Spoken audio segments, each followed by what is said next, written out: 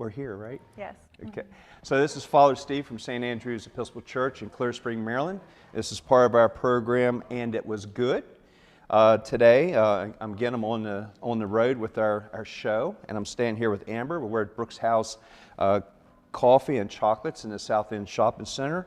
And Amber, you're getting to be a graduate. You graduate from this program on Friday, right? Yes. Okay, so tell us a little bit what Brooke's House is, how you became involved with Brooke's House, what it is, and because there's a lot of people that are probably watching us, because this program goes all around the world. Yeah. You're going to go all around the world on our Facebook page. How does that make you feel? Maybe a little nervous, but excited. Yeah, you're going to be excited. So anyway, I did a show on the road with Naomi, actually at Brooke's House, which is a mile or so down the road. So I did a show with her. That was actually my first time taking this show on the road. I have a studio at St. Andrew's. Okay. So anyway, we're at this new venue that you have. So where do you want to start? You want to tell us about Brooke's House? Tell our folks about it and how you came to Brooke's House. Okay. So, how I got to Brooke's House is it actually started over a cup of coffee, which is really crazy to think about. I was in rehab, and there was a girl in front of me in line, and I accidentally made her spill her coffee. And I apologized to her, and she said, I can't even be mad because I just got accepted into Brooke's House. And I asked her what Brooke's House was, and she told me what it was, about Kevin being a police officer, and then about his daughter, Brooke? Passing away from a heroin overdose. And I just heard about how passionate him and Miss Dana are about their following through with Brooke's dream, and so. And Brooke, Kevin, and Dana's daughter passed from a heroin overdose. Yes. She passed away. Yes. And her wish was to have something like this. Yes. Okay. So they wanted to fulfill her dream, and I think that they are doing a wonderful job at that, and. We always like to say that Brooke handpicks all of the girls that come into Brooke's House. So Brooke's House began in July of 2019? Yes. Okay. Now, you came into the program when? June of 2021. 2021. Okay, so basically the program is about 6 months long? Yes, 6 to 7 months. Can you share what was your issue that brought you to Brooke's House? Alcohol. Alcohol? Yes. Okay. And how old are you now? I'm 29. I just turned 29. Just turned 29. When would you say that your struggle with alcohol began? At what age? I started drinking when I was 13. And then I would say that it really got bad around 26. And that was when me and my daughter's dad broke up, and that just was really hard for me, and losing my daughter due to a domestic violence situation. So I went really downhill after that. And with alcohol, I would also do drugs, and that brought me down even further, and I just completely lost myself. But while being here, I've found myself again, and they really teach you how to love yourself. Right. And giving you a purpose, like this coffee shop, giving us a purpose is so amazing, and support from the community gives me a lot of hope. Yeah. One of the, so when you say, if you want to share about the domestic situation, so because of custody or what with the domestic with your daughter?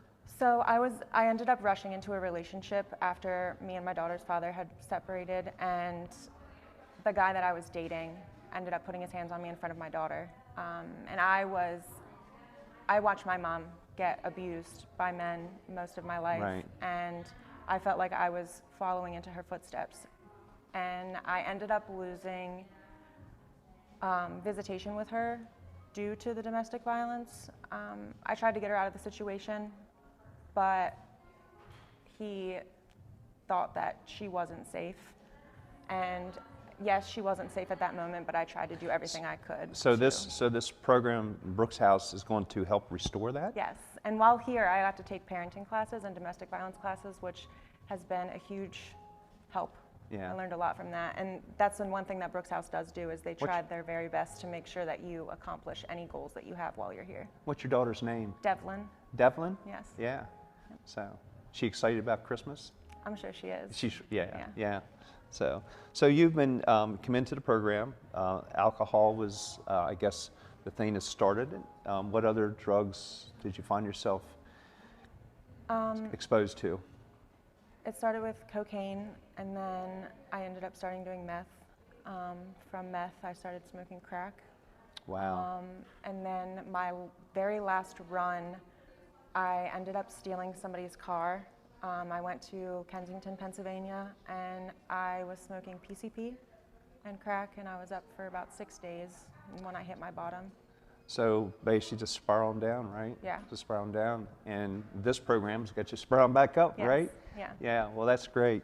One of the things, and I have, which was not on camera, we can see here, some of the things you do here at Brooke's house. And what we can't see behind the camera, besides the beautiful people out there that are watching us, right? Yeah.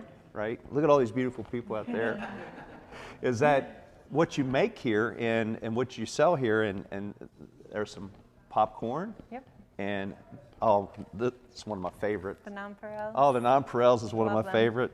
And besides the coffee, can never, you can go wrong with coffee, but you're not going to go wrong with coffee here at Brooke's house. No, not never. at all.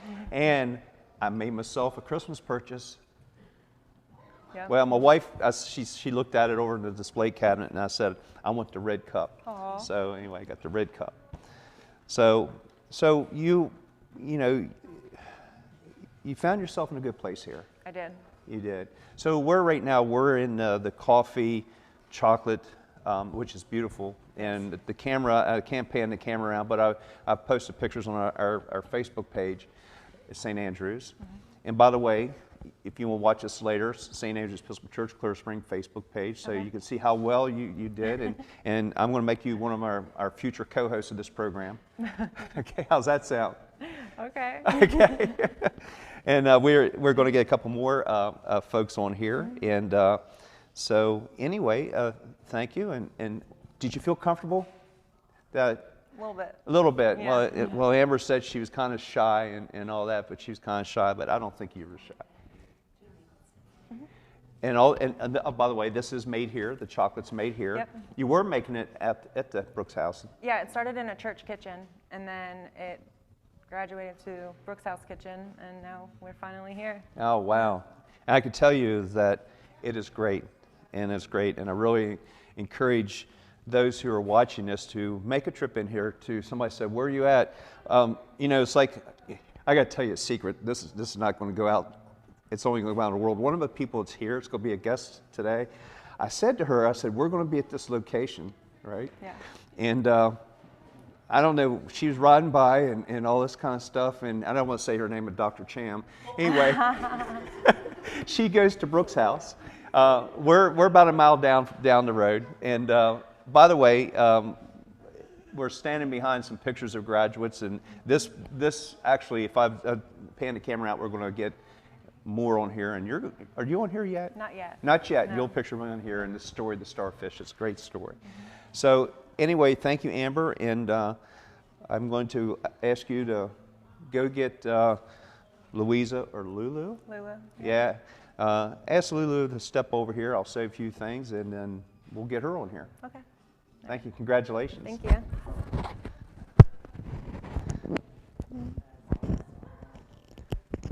Give her a hand. Yay!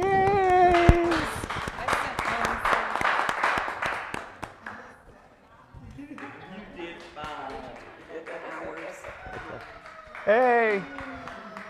So as she walks back, it is a beautiful facility, and so we have Louisa, Lulu, that's going to be coming up here, stepping up momentarily.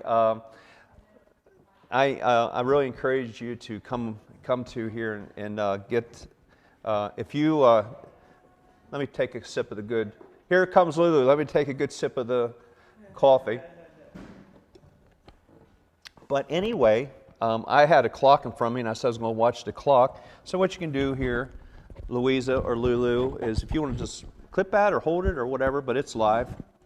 It will, and I'll just see how you speak. I'll watch this little thing here, that little green. I'll speak like I'm nervous because I. No, you're not nervous. Not nervous. So, but anyway, coffee is great. Chocolate is great. the gifts. There's more gifts over there. Come in and see the gifts. And this is actually my first of many Christmas gifts from Santa Claus. Yeah, he'll come back to visit. Oh yeah, yeah. So Louisa, she said that she's known as Lulu, and you're a graduate of the Brooks House program.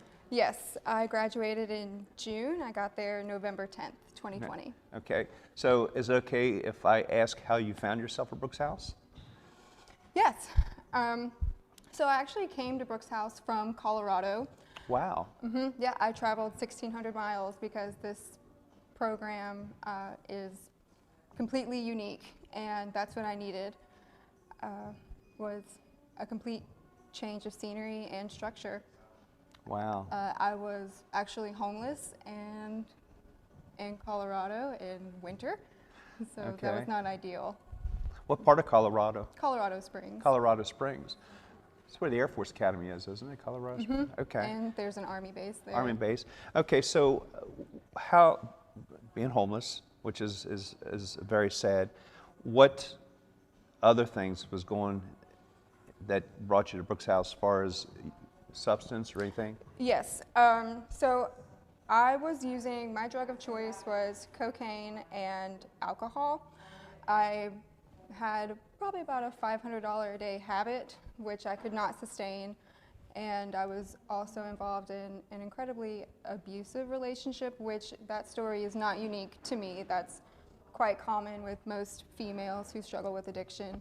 But I found myself in that, and the last night that I used was with that person, and yeah, the police had to be involved, and that's when I knew that was my bottom, and I needed to get out of that situation. I can see also, as we're speaking, where there could be a trust issue that you have with people too when you find yourself in a situation like that, and a trust issue with say, other people, you know, in your life, or domestic, you know, it could be a trust issue.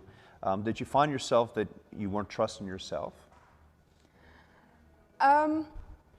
I found that I completely lost all intuition, and so yes, I've learned now to trust myself, but I think what I struggle with most is I'm too trusting of other people. Yeah. Well, I think it's important to trust other people. I was thinking this morning. I was thinking about a shirt I might get made up for myself. It said, "I like people," because I think it's really good to like people. You know, there's some folks out there that says, "I don't like people." You know, I know there's people who can cause us issues, but I think overall we should like people. What started the drugs? Was it domestic issue or the alcohol, and what age was it? I started drinking alcohol socially at 12, and that's also when I started smoking weed pretty regularly. And then hard drugs were introduced when I was 15, which were like pills, like Adderall and things like that, because I started dating at that age, and then I became involved with essentially my drug dealer. So I was using for 16 years, and I'm sorry, what was your question? Well, it's when you became involved with the drug of choice. So you did the alcohol at 12, right? And then marijuana at about the same time. And then what else did it progress to? Yeah, so then at 15, I started using Adderall, which then turned into cocaine. And then from coke, I started, you know, Molly, which is really just meth. Right. And apparently it has different slang terms depending on where you're from in the country too. It has different. So Molly's is a Midwest and out. You know, they call it. In California they call it ice, and you get into ice and meth and all that kind of stuff, right? I'm not sure what they call it out there, but you knew it was stuff that really was not helping you. Yeah, and then when the older I got, the more I got into dissociatives like ketamine, and that's when I really just basically started using GHB, which is commonly known as date rape. So I would just kind of zonk myself out. So pretty much you did a lot of it. And which point was it again that you came to Brooks House? How did you find Brooks House? So there was Black Rock Integrative Medicine, used to be on Brooks House property, and Sherry Denham was the nurse practitioner who runs Black Rock. And she was a family friend, and I knew that she was involved with Brooks House. And so I contacted her and told her my story. And she suggested that I go into Awakening's 30-day rehab. So I did, and then from there I applied to Brooks House, and that's the program that I wanted to be in. Right. It's the only one I applied to. Yeah. And it's been great. Yeah, it was fantastic. Yeah, in fact, I think when we came here last, my wife's out in the audience, we came here, you actually, our first purchase, you wrapped our first purchase. I think you were working last week. Yes. We had one of my, chocolate covered pretzels, and one of my favorites are the nonpareils. What's my other one? Truffles. And you asked me, how many do you want? And I said, well, and you wrapped up our present. And guess what? It didn't last more than 2 days. Yeah, no, probably not. I didn't expect it to. That chocolate didn't last more than a couple days. So anyway, you graduated in June, right? And life's going good for you now, would you say? Yes, yeah. I live on my own. I have a car now, and I'm going to school. I'm going to school for aesthetics in January. Yeah, I'm very excited about that.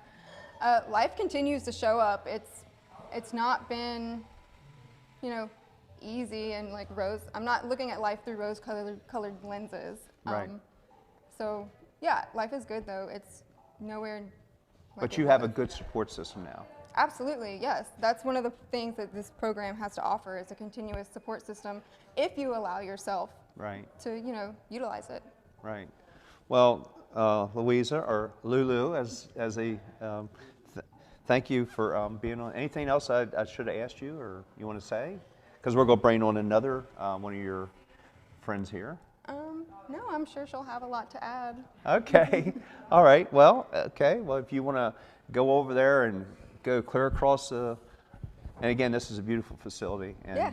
Thank you for being our first person to wrap our gift when we got the candy.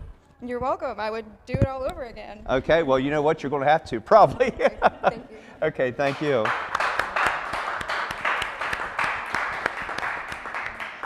So we're going to get Anna over here shortly, and let me take another sip. Everybody, take a sip of coffee. Cheers. So we'll have Anna over here. Anna's going to be. Here comes Anna. Anna. Here, Anna. Here's a microphone for you, and if you just want to hold it, you can, or whatever. And unless you're like me and I got to use my hands, then you have to clip it. I speak with my hands. Okay, so you might want to clip it to. I don't know if you want to clip it to your necklace. Will work, or just pinch your shirt, whichever way works. And I'll check, make sure. How's that? Okay, say your name. Anna Corgan. Okay, good. We got the green. One of the things about this, and one thing about this program is I don't have the earphones like you watch a lot of podcasts. Yeah. I may do that eventually, but then if I would do that, that would mess up my hair. Right. And that's very important. That's very important. So anyway, so we have Anna here, and Anna's graduating on Friday. Yes, I am. And tell me how you found yourself at Brooks House in this program. Okay. So it's kind of a long story. That's fine. So I had overdosed, and then I had gotten in a fight with my parents. My parents had me arrested. I spent a month in jail, and in that time, my parents came up to Brooks House. My mom has a home nurse, and her husband, the nurse's husband, helped build Brooks House. Okay. So they came to Brooks House, they toured it, they met with Kevin, and they just fell in love with it, thought it was a wonderful place and exactly what I needed. Mm-hmm. And it has been. It has been everything I could ever dream of. Now, what did you overdose on? Opiates, so Opiates? like fentanyl. Fentanyl? Mm-hmm. It's very, very scary and dangerous. Yes, it is very scary and dangerous. Like, even when it happened, though, I didn't even really care. I pretty much had lost all hope at that point. So what do you think caused the spiral? What was it started you spiraling into that? Well, so like, for most of my life, I've always felt like an outcast, just not like happy and content within myself. Like, I was an addict even before I used drugs or anything. Anything that made me feel good, that gave me that fulfillment of that emptiness that was inside me, I was addicted to it. Like love, anything. And so like, I would say it stems from that. I got into a relationship where he used, and so it just made it even that much easier for me to get into it. What age would you did it start? So I had drank and like smoked weed and stuff in high school. So I was a sophomore in high school. So we're 15, 14? Yeah, something around there, 15, Okay, 16. okay. And then my opiate addiction started like 7 years ago. So I was 18, turning 19. Okay. And then how old are you now? I'm 26. 26. I'll be 27 in April. Okay. And you came to Brooke's house in when? It was June 25th. June 25th, which is my wife's birthday. Is it? Yeah. Look at that. Yeah. June 25th. That's awesome. Yeah. So It's a good date. It's a good date. It's a good date. Yeah, it's her birthday. So the Brooke's house has been a lifesaver. Yes, it truly has been. And plus it's also important to be with other people that you share the struggles with. Yes, like I never thought I could be friends with 18 girls and genuinely love them and have them love me back. Like, it is like the best thing that's ever happened to me, and like God knew exactly what I needed. Right. Because so many little things had to happen for me to get to where I am today. Like, it just really helps me believe that there is a higher power out there. Yes. Yeah. Yes. And I like the writing on the walls and all around here. Of course, the starfish story, which you cannot see, but I will share that again. I think I shared it on our Facebook page. But this is a great story. It is. And it's good inspiration. And again, the pictures behind the wall, which you cannot see, all of them are graduates of the program. And your pictures. I'm up there. You're up there. Yeah, I am. Okay. I see Naomi. Yep, there's Nay. Hey. And Yes. great. All right. Yeah. Well, anything else we should have said, didn't cover? I don't know. I just would like to say, like, if you are struggling out there, have faith and don't give up on yourself. It's a good message. Okay. Good message. Well, thank you. Thank you. Thank you, Anna. Great. No problem. Great. Let's give Anna a hand. All right. Okay, thank you. Thank you. Thank you.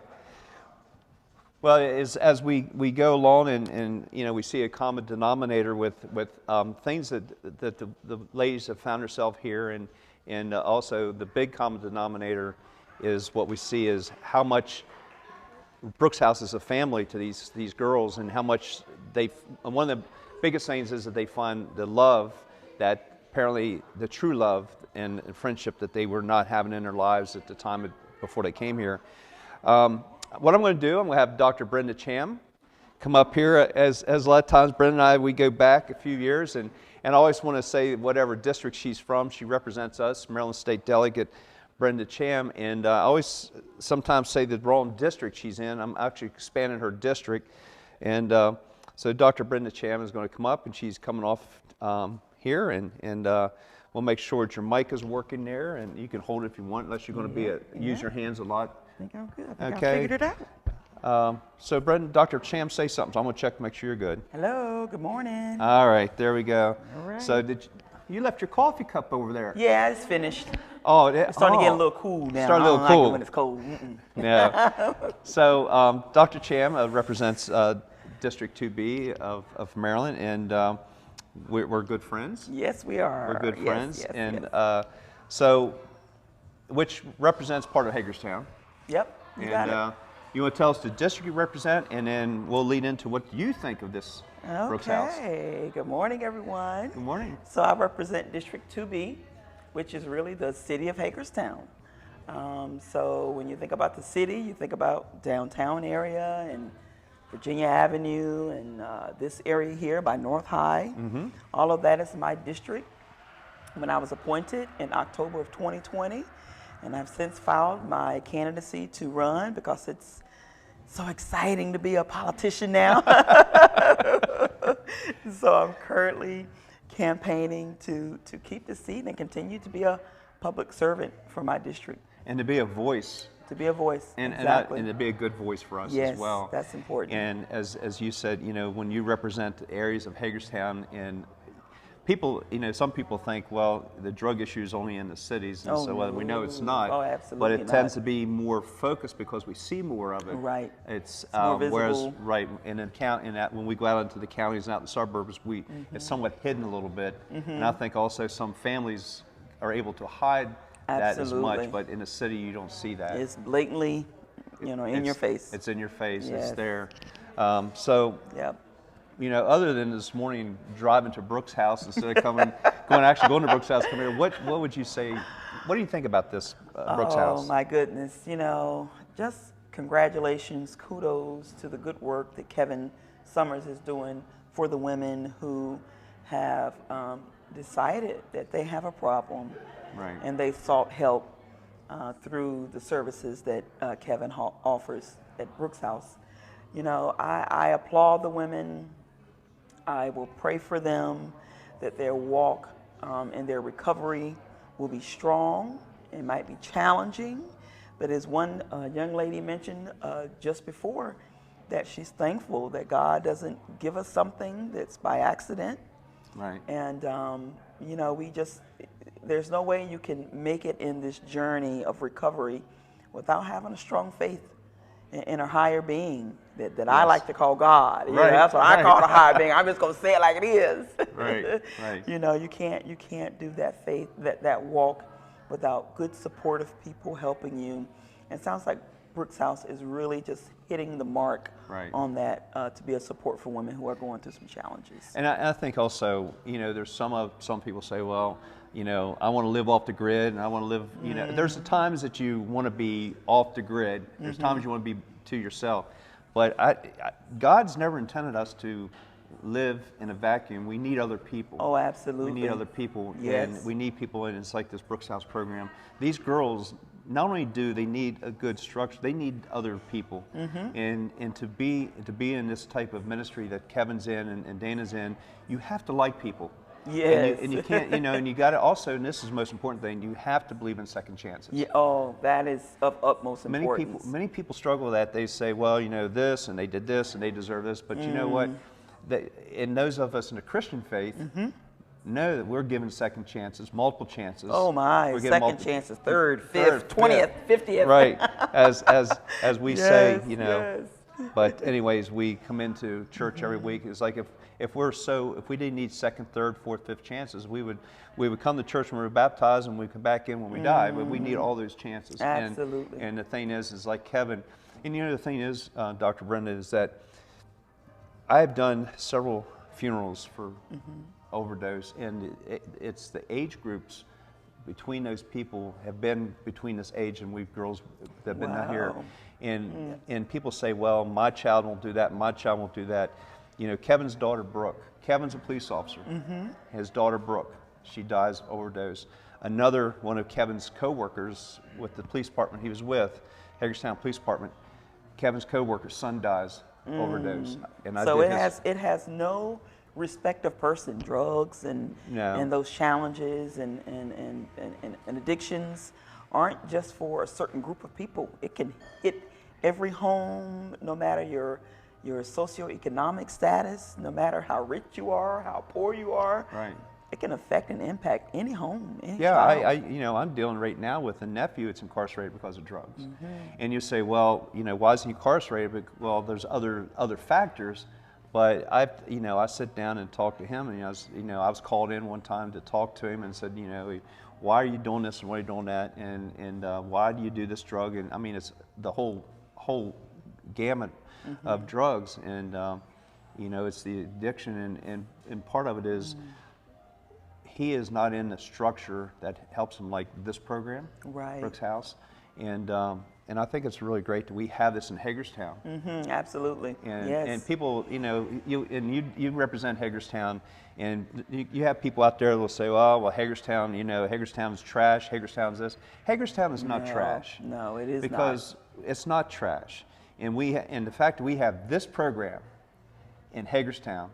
In fact, if you pull up the Brooks House website when Kevin was on NBC, so this is going out across, it's been on the national news. So I think it's important, and it's a great program. So yes. anyway, I do encourage you to come here to Brooks House. Well, there's two places now, Dr. Brenda. She's been to both places this morning. Yes, I boldly walked to the front door of Brooks House. I'm like, wait a minute, I'm not supposed to be here. Yeah. I'm supposed to be on the south side of town. But anyway, I tell you, I do encourage you to buy the chocolates and everything else. I had the something I think was called white truffle and the Buckeye. Now I have to be careful with chocolate because I do have diabetes. So I had Pace yourself. Yes, I have to pace myself in moderation. So I wanted to buy a dozen of the Buckeyes. Now if I say, okay, I'll eat one today, another tomorrow. No, Well, I just know I can't handle that, so I only had my 3 today. Let me put you on a secret. If you happen to buy a dozen, if you want to share them with this Episcopal priest that you know, Okay, all right, duly noted. You'll save me from myself, Pastor. You'll save me. Right. And also, and before we sign off here, if anybody wants to have a beautiful voice come sing at their church, Oh, and I do love singing. Give a shout out to your church. Oh, yes, my church, Zion Baptist Church in Hagerstown, Maryland. My pastor is Ricky Smith. And, I joined Zion when I moved to Hagerstown in 2006, and I found it by accident. I had found out about one church, and I was on my way to that church and got lost. Like coming here. Yeah, right? What is it about me getting lost? And I happened to find Zion, and I'm like, oh, okay, I guess I'll go to that church. It was like 11 o'clock, and I wanted to be there on time, so I just kind of stumbled upon it, and I've been there ever since. And like today, she's stumbling upon some of this chocolate that Father Right. Steve's going to get a piece of, right? Yeah. So anyway, we want to thank you for and thank you, Dr. Chan, for being here. Thank you, and also, I want to also give, before we go off here, you're an advocate for children. Absolutely. I enjoyed my work in special ed. Special ed, and she's an advocate for children, and your specialty is you were in for autism? Yes, that's that population of students I sort of just have a kindred spirit to, just to work with them, and that's sort of where I found myself probably in the last 15 or 20 years of my special education experience. Children with autism, I really have a special place in my heart, working with them and helping them find their voice and supporting parents and helping their children really be the good child that we know that they can be. Exactly, Yes. exactly. Mm-hmm. Well, we're gonna sign off on our program, and it was good. Oh, I got a sign over here. The hours, Monday through Saturday, 6 a.m. to 6 p.m. 6 to 6. 6 to 6, Monday through Saturday. Come here, get the good coffee, the good chocolate. Excellent service. And a beautiful place. Oh my! You walk in and your spirit just uplifts because of Absolutely. the colors and the open concept and the beautiful pictures on the wall of the women who have Right, made and it some of through. the sayings going around, and Yes, all the very. sayings going around, and it's really, really neat. So, like I say, one of my first Christmas presents from Santa Claus. So anyway, thank you, and this is a program from St. Andrew's Episcopal Church at Clear Spring, and thank you, Dr. Brenda. Thank you, Father Thank Steve. you, thank you.